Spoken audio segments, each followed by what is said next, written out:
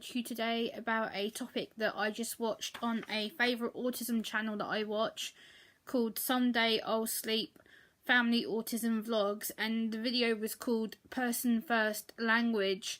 And as somebody who's on the autistic spectrum, I think it's important to do a response video to this, and it's something I'm really passionate about talking about. So yeah, let's get into it.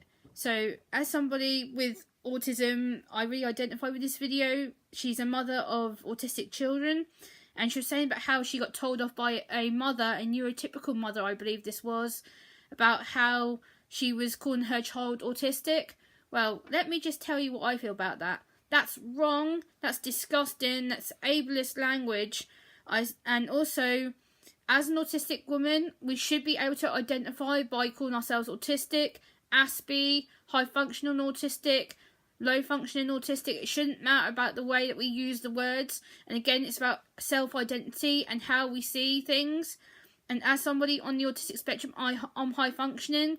So again, I will voice my opinion. I am proud to be autistic. I identify as autistic. I live with autism. I am autistic. I got diagnosed with autism. I am autistic. So that is person first language. And person first language should be allowed to be talked about in this way. And I think also that it gives us a right and self-identity by being talked about and talking about things we believe in, that we're passionate about. We should be able to talk about person first language. And by the end of the day, we are in the autistic community. We are autistic. We do have a diagnosis. We do have something we're passionate about. We do believe in being autistic, and we should be proud of it. It shouldn't be up to other people to tell us how we can and can't feel and how we can and can't identify, because again, it's self-preservation, it's self-identity, it's self-acceptance of how we are on the spectrum, because everybody on the spectrum is different, whether we believe that or not. That is the thing. We are all different. I really feel that this is a subject that shouldn't be discussed in the neurotypical community, because they don't have the right, they don't have the empathy, they don't have the proper understanding how we identify. I am autistic, and Maggie, which is the lady's daughter, is autistic. She has autism. So what right did the neurotypical mother have to tell her daughter is not autistic? Don't use the word autistic, it's demeaning. No, it's not.